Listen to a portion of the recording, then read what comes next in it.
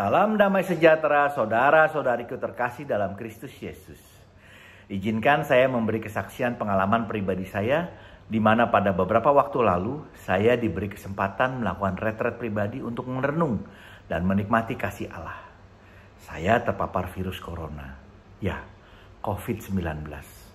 Dan parahnya, saya pun menularkan kepada buah hati saya, kedua anak kembar kami. Pada awalnya saya tidak menyadari kalau saya kena COVID. Mulanya saya pikir hanya sinus biasa saya yang kambuh. Saya demam sekitar 37,5 derajat Celcius. Besoknya naik jadi 38,3 derajat Celcius. Dan di hari ketiga sampai 38,8 derajat Celcius. Yang dikombinasikan dengan mimisan selama beberapa hari. Serta sakit kepala yang bukan main. Seperti ditusuk ribuan paku. Disentuh saja sakit sekali. Sendi dan otot pun seperti mau lepas. Benar-benar tidak nyaman. Semua ngilu dan sakit. Gawatnya, hampir semua penyakit lama saya keluar. Seperti cacar, mah, flu, sariawan di seluruh mulut, kulit kering, gatal, zoster, dan lain sebagainya. Singkat cerita, semua numpuk jadi satu. Fisik saya sungguh merasa tidak nyaman. Saya hanya bisa berdoa dan berdoa. Yang istimewa, pada hari keempat, berangsur-angsur demam saya hilang. Satu persatu penyakit lain pun mereda, walau perlahan tapi menghilang. Termasuk indera penciuman dan perasa saya juga hilang.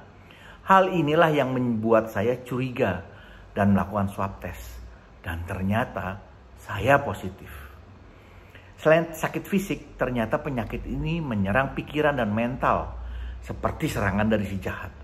Di mana timbul perasaan berdosa karena saya kurang sungguh-sungguh menjalankan protokol kesehatan. Bahkan saya sampai mencelakakan putri kembar saya, sehingga mereka tertular dari saya.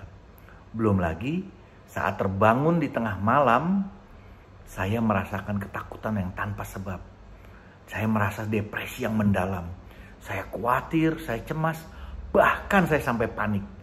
Yang kemudian membuat saya menjadi sesak napas.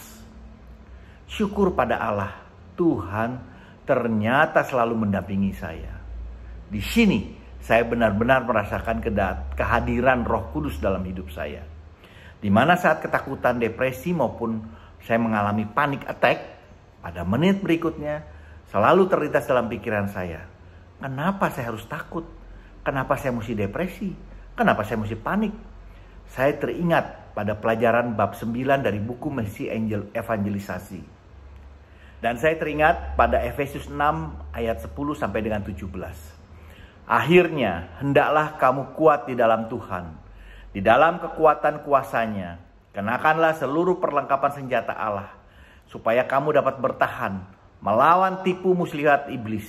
Karena perjuangan kita bukanlah melawan darah daging, tetapi melawan pemerintah-pemerintah, melawan penguasa-penguasa, melawan penghulu dunia yang gelap ini, melawan roh-roh jahat di udara. Sebab itu, ambillah seluruh perlengkapan senjata Allah, supaya kamu dapat mengadakan perlawanan pada hari yang jahat itu, dan tetap berdiri sesudah kamu menyelesaikan segala sesuatu. Jadi, berdirilah tegap, berikat pinggangkan kebenaran, dan berbaju zirahkan keadilan. Kakimu berkasutkan kerelaan untuk memberitakan Injil damai sejahtera. Dalam segala keadaan, pergunakanlah perisai iman. Sebab dengan perisai itu kamu akan dapat memadamkan semua panah api dari si jahat. Dan terimalah ketopong keselamatan dan pedang roh, yaitu firman Allah. Nah, di sini saya sadar akan godaan setan atau si jahat. Dan saya tidak boleh mengizinkan diri saya terbawa ke sana. Sehingga terombang-ambing dan saya harus kuat. Tentunya dengan rahmat pertolongan Allah, saya harus bisa melawannya. Hal ini mengingatkan saya untuk berserah pada Tuhan dan selalu mengandalkannya. Sehingga dalam sekejap saja saya boleh kembali tenang dan dapat tidur kembali, sesak pun menjadi hilang. Saya sungguh beruntung di mana Tuhan mengizinkan saya boleh melihat kemuliaannya dan merasakan kehadirannya dalam hidup saya. Bahkan Tuhan sudah mempersiapkan saya untuk penyakit yang seperti ini dari jauh-jauh hari. Sehingga saya bisa melalui semua ini bersamanya. Mungkin sudah sekitar 20 tahun saya tidak pernah olahraga secara rutin.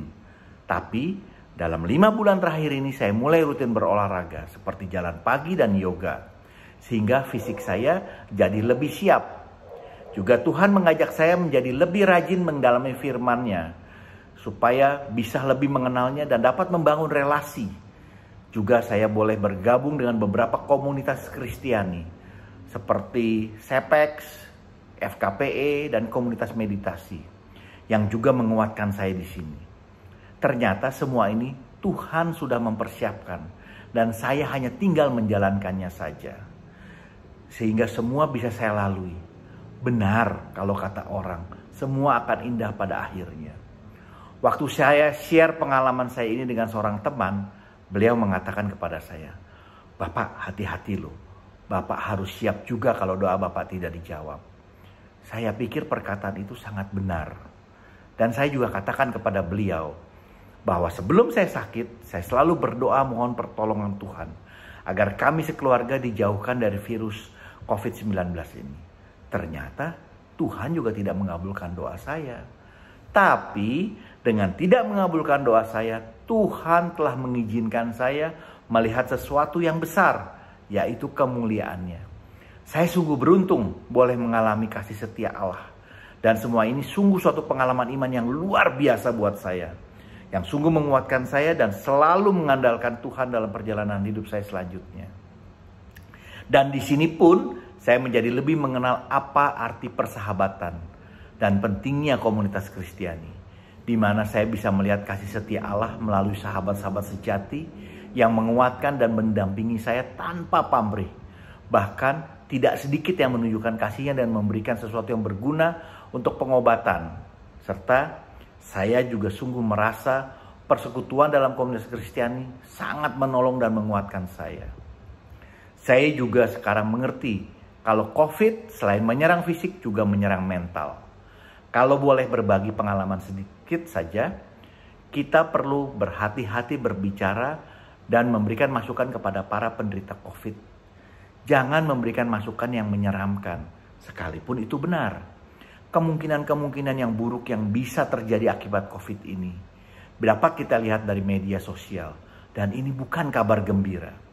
Sebaliknya, kita perlu memberikan berita yang gembira dan sukacita agar dapat selalu memberikan harapan serta mengingatkan besar kasih Allah yang sudah kita rasakan dan selalu mengandalkan Dia saja. Ingat, jangan sampai niat baik kita malah mengecilkan harapan kesembuhan bagi si penderita. Bukankah kita semua dipanggil dan diutus untuk mewartakan kabar sukacita, bukan kabar kecelakaan? Saat sakit, saya juga menghabiskan waktu saya dengan tidur, mendengarkan pengajaran-pengajaran Alkitab, dan nonton film yang lucu-lucu seperti Friends, The Big Bang Theory. Prinsipnya, saya cuma ingin gembira dan bisa ketawa, karena hati yang gembira adalah obat. Pernyataan ini, saya benar-benar mengalaminya. Di mana dari tes pertama saya positif, dengan nilai CT saya yang relatif rendah, yaitu sekitar 17-an. 10 hari kemudian pada tes kedua, tanggal 21 Oktober yang lalu, saya sudah dinyatakan negatif. Rasanya, kalau bukan rahmat pertolongan Tuhan, saya yakin hal ini tidak akan terjadi. Semoga permenungan ini dapat menjadi bahan refleksi bagi kita semua, agar selalu mengandalkan Tuhan dalam segala hal. Juga selalu menjaga relasi dengan Tuhan. Kadang si jahat mau mengacaukan kita. Tapi kalau kita ajak Tuhan berjalan bersama kita, niscaya kita akan dapat merasakan betapa besar kasih setia Allah yang bekerja dalam hidup kita dan selalu menuntun kita pada kebahagiaan dan damai sejahtera. Nah, bagi yang belum, mohon jangan lupa di-subscribe ya. Bila ada masukan, silahkan berikan komentar Anda. Jangan lupa di-like dan di-share agar dapat saling memberkati. Amin. Tuhan Yesus memberkati kita.